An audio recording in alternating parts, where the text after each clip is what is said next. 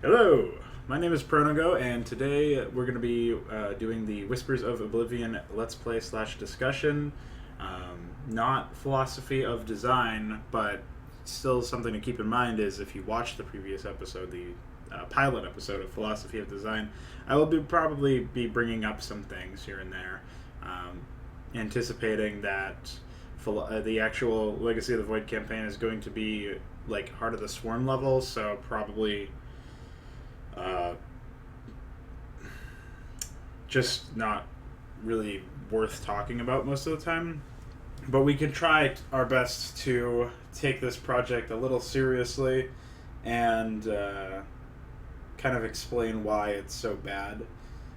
One of the things that I should have said in my philosophy of design video, the first one, is that Heart of the Swarm actually runs counter to what Wings of Liberty did. And when in Wings of Liberty, in that video, I mentioned that Wings of Liberty opens up with a scene where it kind of shows us things instead of telling them to us through text. And I likened it to being a massive difference, and I compared it and contrasted the effect that could have with the effect that you have when you just read a text, like textual introduction. And it seems very strange to me that Blizzard would do that for Wings of Liberty and then go on to have key plot points be in Heart of the Swarm's loading screen as a text introduction. Basically, you have to read a bit of some couple lines of not dialogue, but a couple lines of exposition in order to really get the full story of what's going on. And even then, of course, none of it makes sense. It retcons everything, but at the same time, you do have to recognize the shortcomings of that method of that vehicle for your story to be told, that medium. So when you have the ability to do all these things with visual aids and audiovisual information being processed to the player, you really don't want to misuse it or not use it at all and just say, oh, well, fuck it, and start just eschew that and instead replace it with text. It's very ass backwards for a video game or a movie, anything like that. You really do have to work on that kind of approach. You really do have to say, oh, I as a story writer don't want to present this information through text because then people will not be able to relate to it as easily. Oh boy, I get a fucking alarm. Oh man, it sounded like a fire alarm first, except it didn't. So, Whispers of Oblivion doesn't really do the same thing as Heart of the Swarm did, but I'm only pointing that out because my next point is going to be that blurbs in front of your projects like this here, Zeratul, branded as a heretic and a traitor by his people, has spent the last 6 years searching for the truth behind the return of the Xel'Naga. Having delivered warnings to both the Terrans and the Zerg, the part the Protoss must play in galactic events still eludes him. So that's not a huge deal. That's not a problem. The fact that it's there is not a problem. The elements that are being shown to us are problematic in and of themselves because, let's be honest, StarCraft was never good. StarCraft's story was never good. It was never polished. Its characters were never really all that well developed. And if you go back and play StarCraft 1 and Brood War, it's a miracle that anybody ever was ever young enough to say, oh, this story is fun and engaging, and just could remain blind until some people just still haven't even realized how bad the story was and how poor the writing was, how unforgivable the characterization was and stuff like that. So really, ever since the first game, the story took a huge downturn. It was never at this high pedestal that people have been putting it at for so long. So it's not really that much of a huge shock to me that the game has turned into what we see now, with hybrid. Jesus fucking Christ! That better not be Todd. I'll kill him. It was Todd. Fucking reported. Fuck you, Todd. So, um, there's really no shock, that you're seeing like hybrid and dark gods and these like fucking like all that Heart of the Swarm Xeris shit where everything is just like, hey, World of Warcraft, it is actually in the Caprulu sector. Just so you know. Actually, it wasn't even in the Caprulu sector. That was also hand-waved away, where we just have like, oh yeah, we can just travel the distance that it took 70 years for the Overmind to travel a couple of years ago. So, just so you know, that whole Xeris distance thing completely just like, oh yeah, it's totally there. It's like, right down the street. But it's like, it'd be like if I told a story where I walked around the corner to go to a corner store, and then while I was there, somebody told me about a similar corner store that I could go to in China, and it was cheaper. And then I said, "Oh, okay." And then I went to that store and came back, and the same time it would take me to go to the other store. Like there's no fucking communication. Nobody says, it's not like I'm saying I'm taking a plane to China to go to that store. It's like, no, you really have no way. Like, the Leviathan is not told. We're not told that it warps anywhere. We're not told anything. We can infer, but then we get back to other problems that I mentioned in the POD video where you want to avoid that if you can, because leaving things up to interpretation, if they're really massive, like, I understand, you don't want to spell everything out for the player, and you shouldn't want to, but if a player has to basically say, I don't know what the fuck is going on, and I have to kind of figure it out myself and fan con an ending in here because you were too lazy or too incompetent to, then obviously that's not a good thing. Anyways, we'll be getting right into the project here. There is a bit of a textual prologue, I guess you could call it. However, this is just mostly setting the stage. Again, kind of like the blurb before, there really isn't any new information here besides a reminder of the fact that the Dark God as an actual phrase is being used in a serious connotation, which is fucking retarded. We talked about cliches and avoiding cliches where, like, shadow energy in Vortex of the Void is just this meaningless term. We have no idea what it means. We have no idea what it could mean. We can only infer that they're talking about, like, void energy or something, but even that is not clearly defined in Blizzard's own lore, so it just turns into a whole Harry Potter fallacy where you just have no idea what the hell's going on. It is an era of great uncertainty. The Dark God, Amon, has been reborn on an unknown world, heralding doom for all life in the Caprulu sector. Before returning to his people to face their judgment, Zeratul scours the galaxy to find a way to stop the coming darkness. In this late hour, he seeks the last fragments of an ancient prophecy that could provide a ray of hope. So, this is already bad. I did talk about prophecy pretty extensively in the middle of the Wings of Liberty Let's Play discussion. I'll touch briefly upon why it's such a crux here just for reference. But if you want the full story, I would recommend you go back and watch one of those videos. The playlist is on my channel.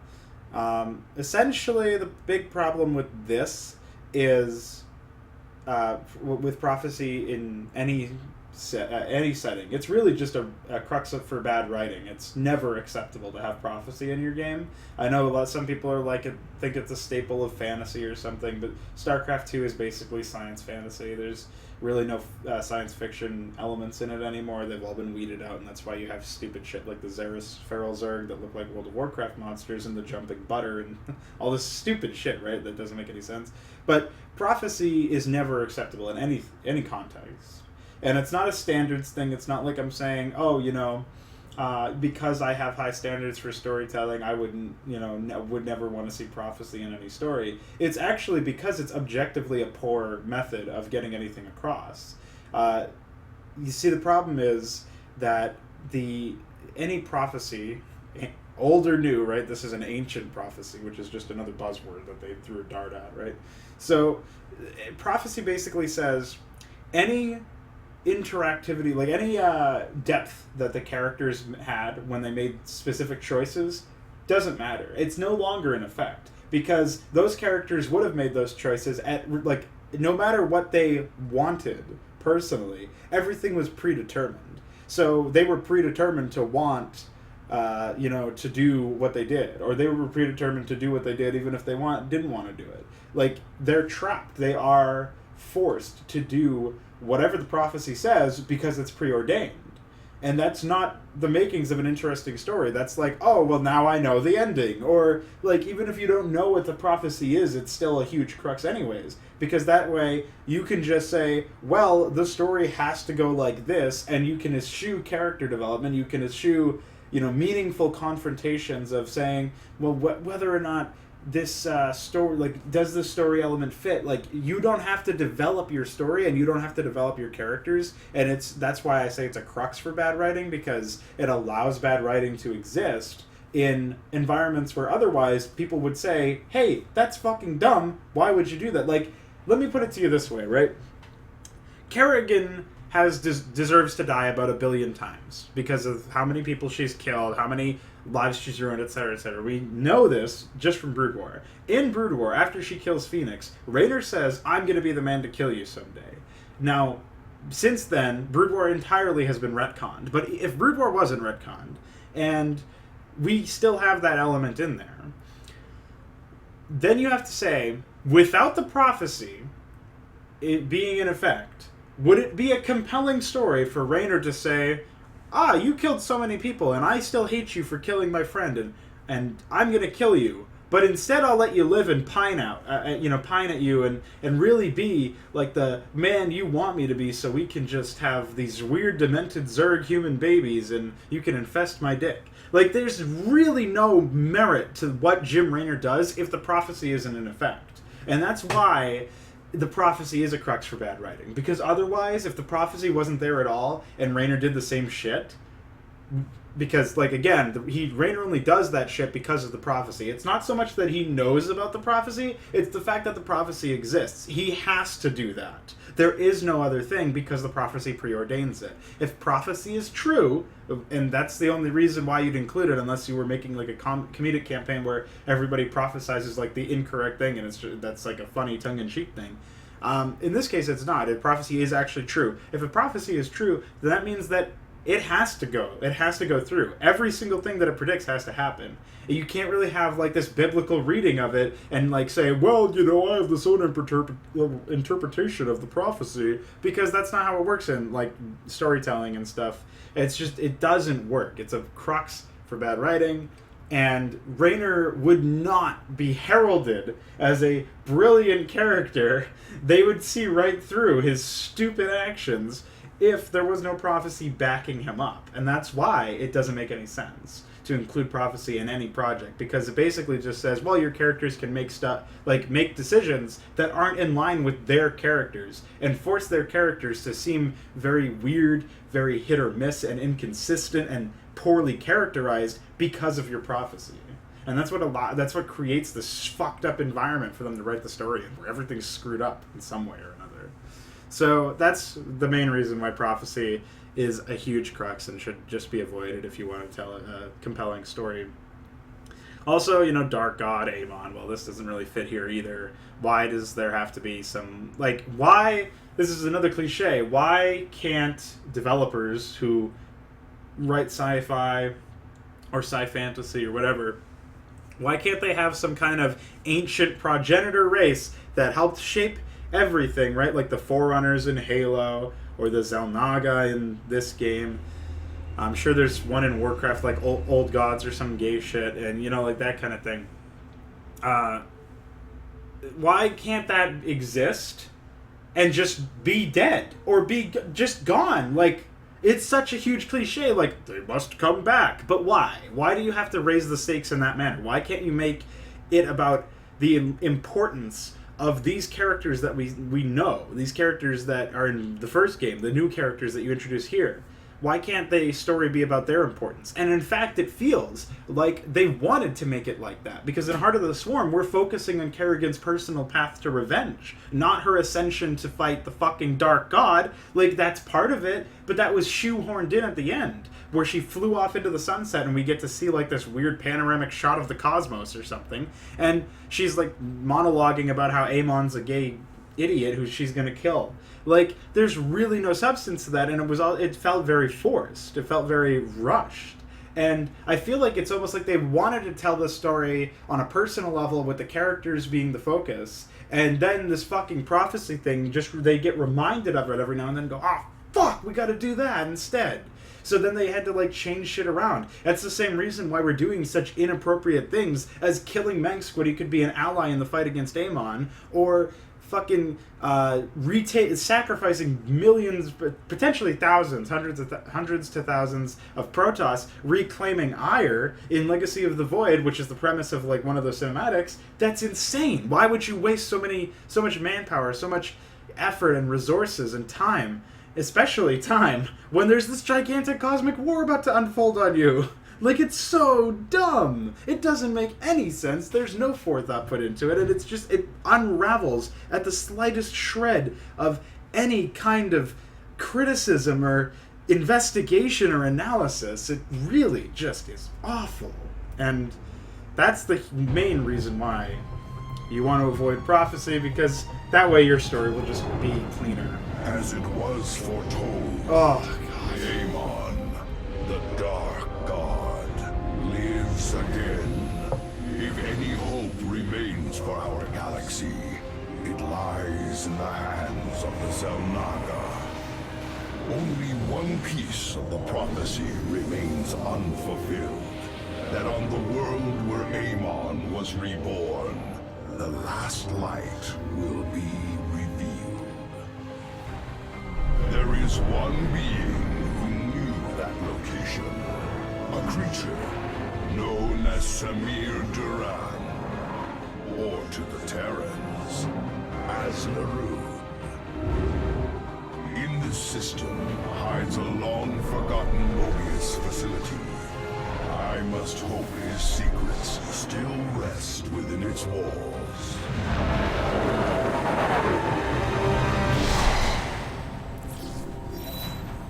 Zeratul, it is a great honor. I am Praetor Talus, and I humbly request your aid.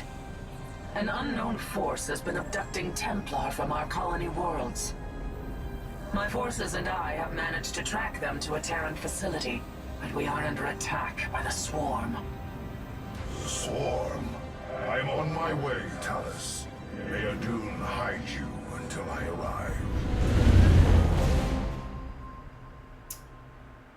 Zeratul has been branded a traitor by his people. Our It is a great honor, being held Zeratul. prisoner across the complex.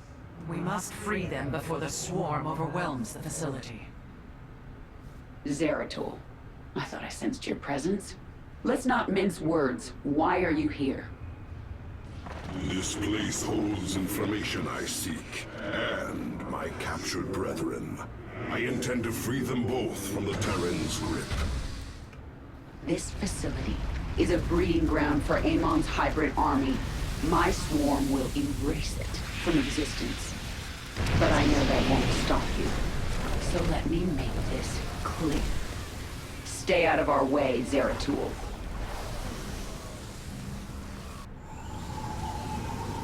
Do not fear. We will not abandon this fight, Talus. If we are swift and clever, we can avoid the Swarm. Very well. I have made our nexus point ready for your arrival. So I'm really not sure why Zeratul sticks his dick into that ship instead of doing The anything. captive Templar are kept just ahead. Ready your blades, warriors! We are one with the shadows. I am here in the shadows. Kerrigan will send the Swarm to destroy the station's reactor.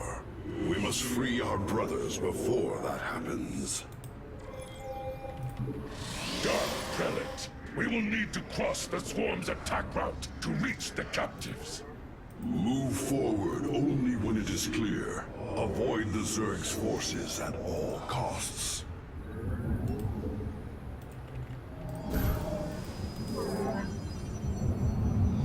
My life for Ire.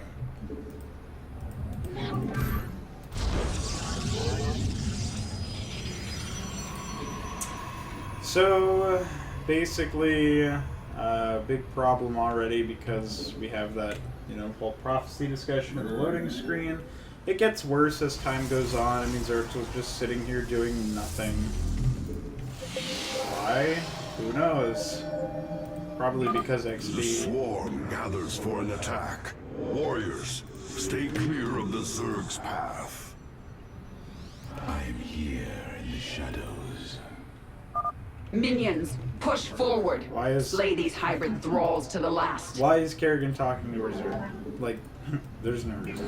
Because they needed her to have dialogue in this mission. They were too uncreative to figure out a good way to do it, I guess.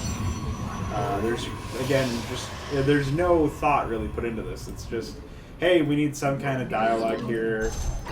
Kerrigan and Zerxel can't talk to one another because that would require us to actually have characters written out here. We're kind of just winging it because we don't know how to actually create a story. So I guess we'll just, I don't know, we'll do something. We'll figure something. We'll just have her talk to her minions that don't have minds of their own. Seems legit to me. I'm not really sure what else they were thinking of during this whole period of time where they created this area and this lore of the game, and it's just nothing but like the same cliche recycled over. Like when we get to the third mission, it's literally the same mission as the first Ehan Crystal mission. And that has always been a huge problem with Blizzard, is that they just forget to have any variety. Another thing is that their difficulty is incredibly fake. It's kind of obvious when you see that as this early they have 1/1 upgrades. The Zerg are gathering. They will surely attack soon. So obviously they didn't really they still don't defend themselves. We're 2 expansions and 3 games in at this point. Eliminate the central reactor. Kerrigan's just voice acting over the phone. Surprise. But like that's a huge problem, is the fact that they are so devoid of the ability to design an AI that can actually challenge the player on normal grounds.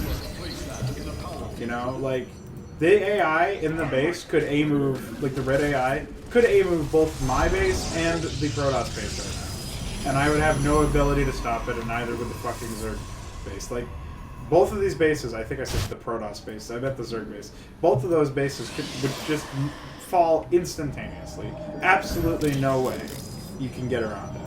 Because the AI has so many units that you just have to slog through in order to fight. It's insane. That's that's the only difficulty they can give you, because of the fact that they can't make the AI defend itself on a normal level. So it's pretty much a pretty huge shame to see that kind of Jesus Christ, that range. It's a shame to see that happen, because really what you want to see happen in this kind of situation is not. You don't want to see an AI that has a huge amount of problems. Performing, because if you know anything about StarCraft 2's performance, you know that the AI is a huge reason, a huge part of why it just shits the bed all the time. So yeah, it's just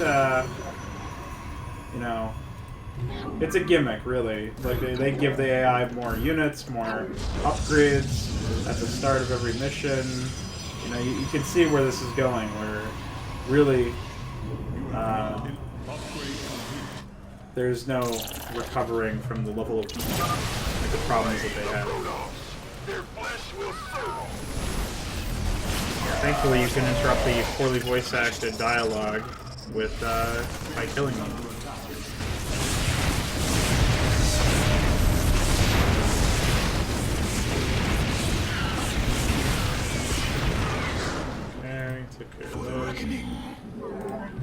One thing that actually isn't that bad about this mission is the way in which they set this up, but I still would like the ability to, you know, wipe out the... Well, maybe you can, actually. I've never tried it, but wipe out this base and get some extra resources. The reason why that's not a feature... Terran's minds have been consumed. They are slaves to the hybrid.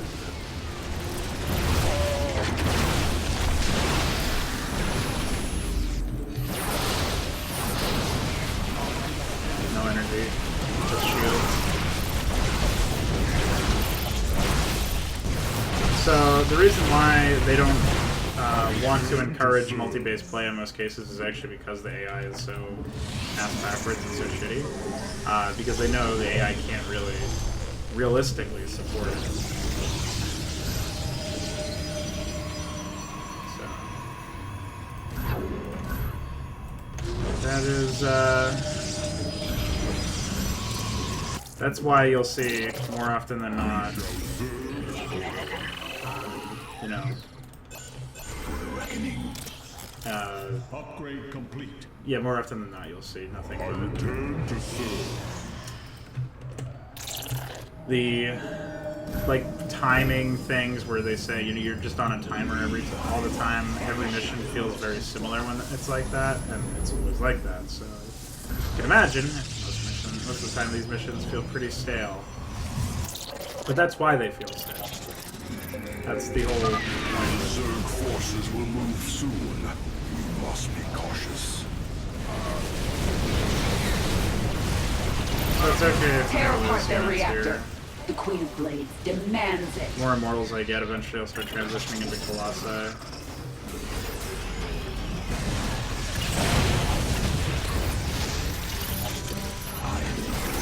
Oh, that was pretty cool. I forget that on brutal difficulty they just home in on you. So we can just go ahead and kill them here.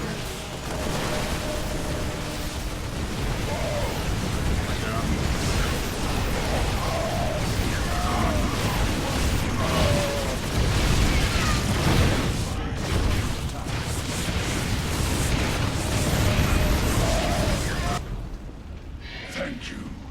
We believed the end was at hand. What do you know of this facility, Zealot? The Terrans tortured us, experimented upon our flesh. Most did not survive. I have seen foul work of this nature before, but Narud is dead. Whose hand brought you here? Alas, I know not. Praetor, we wish to join you, to avenge our brothers in arms. Then ready yourselves, Templar. There might be some more construction work going on in the background, so I apologize if that leaks in.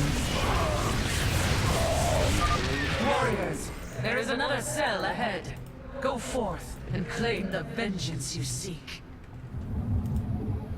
So, they said that they were wounded, but then they have full health, or like they were tortured. That's not really that big of a deal because it's more of a gameplay thing, I understand in that case, but it still seems a little strange. Another wave of Zerg gathers. Avoid them if you can. It's also strange to see that they...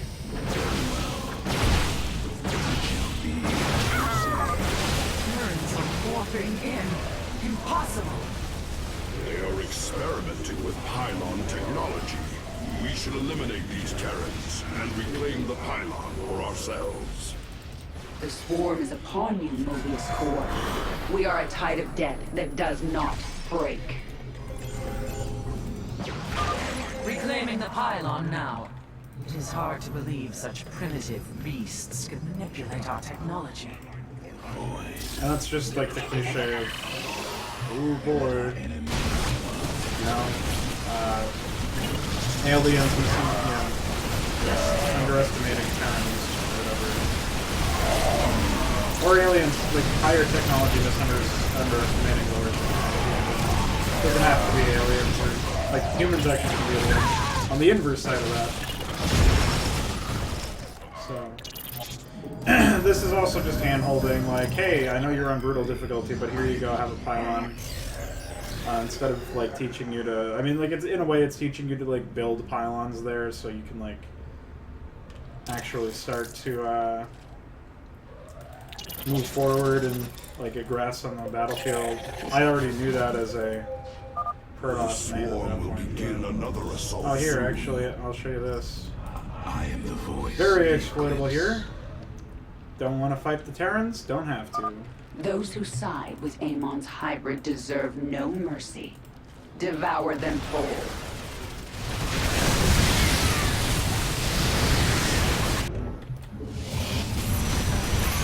Pretty cool, you know? They're pretty cool guys, those are. They'll just wipe out an entire enemy base for you. Shame they don't kill the generator, but you know, can't win them all. Wiping out the whole base for us certainly helps, and this actually stops them from being able to as effectively push in, so it helps you even more. Slaughter the Protoss. Their corpses are still of use. Really? Like, really?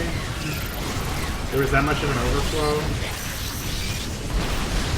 And then they started. Oh, that's cool. Destroying the bridge control has extended a walkway to our nexus point.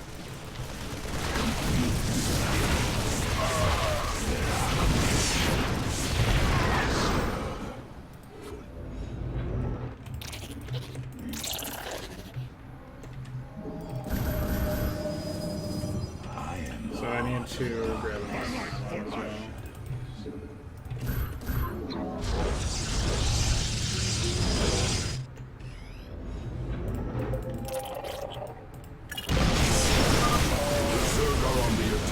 Avoid them, brothers.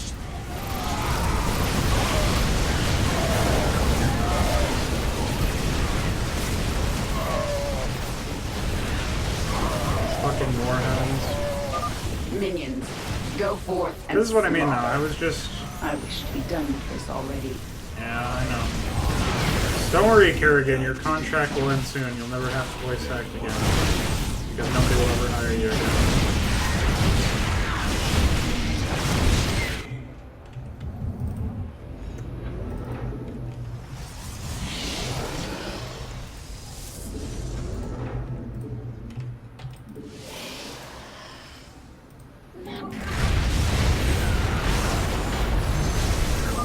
Your time is running short, Zeratul. Kerrigan, you know as well as I that Amon lives. Slaying his hybrid is a meaningless act. We must awaken the Zelnaga. No response. Huh. To reason with a stone and the Zerg. The final cell awaits us, Zeratul. We should delay no longer. So they didn't even have the decency to trigger it so that there was a wait between Kerrigan's line and or Zeratul's line and Titus saying or Titus. Wow, well, same character basically. You know who I mean. Fuck you guys. Lit on fire. Talent.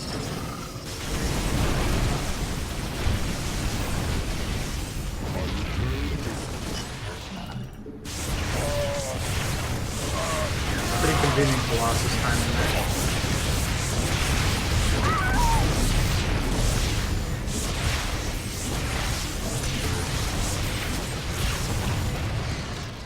Thanks very much. Again. You require more Vespene gas.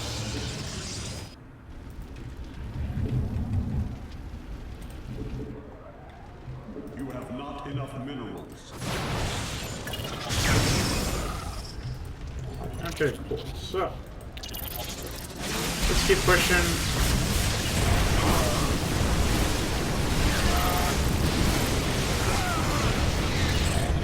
Fucking spectators.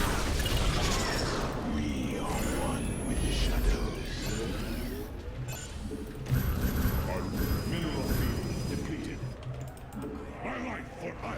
Mineral field depleted. It's pretty good timing on these mineral fields to get depleted all this at all this point. So that's pretty cool.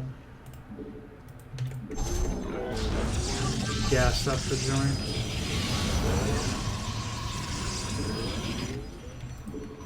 It's okay to get oversaturated on that base because I'm eventually going to want gas workers as well.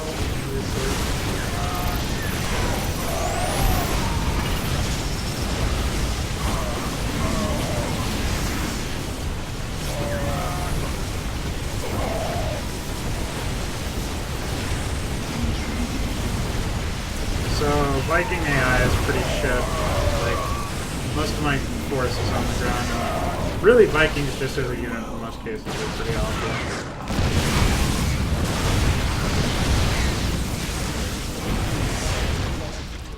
Now that we've got our aim of Colossi, at this point you win the game no matter what, because again, you can just make the Zerg do your job for you.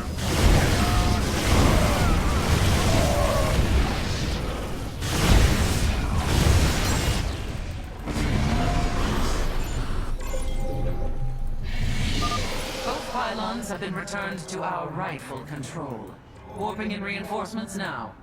The swarm prepares to assault Mobius Core's final defenses. We must travel swiftly.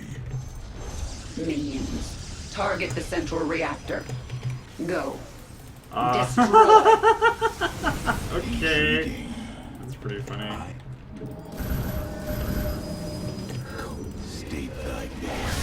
So I could have ended the game with the Zerg at this point, but I already kind of demonstrated how shitty that is. I mean, I'll probably just lose all my forces anyways, so it doesn't matter. It shall be. If that happens, I can just use the Zerg as my ace in the hole. Unseen. Defenses are growing stronger. Push forward with all our might! The hybrid are free. So why are... That's the other thing, is like, Spectres exist here, but they shouldn't, right? Because Spectres are Dominion assets.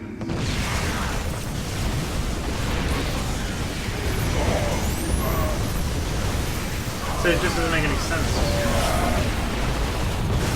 Why would you...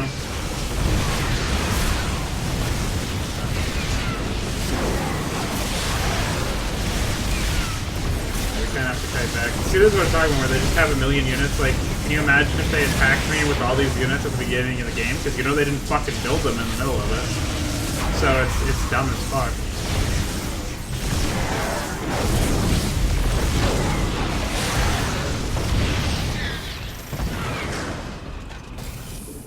Our duty is... Harrigan is readying another assault. Be careful.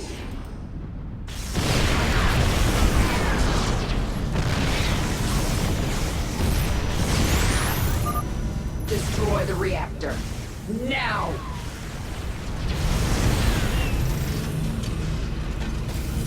And Kerrigan was helping us out. Thank you, brothers.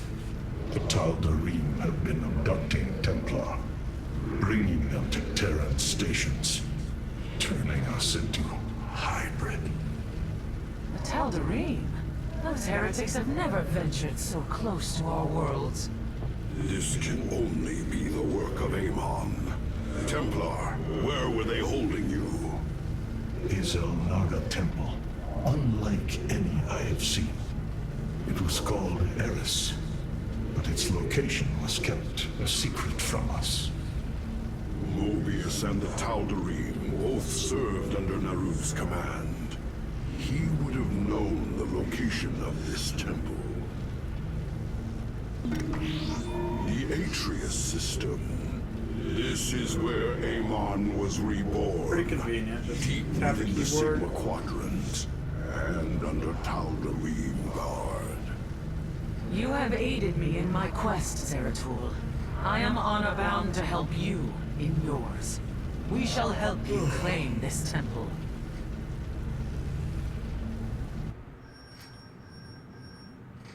Yeah, I mean... Pretty fucking silly.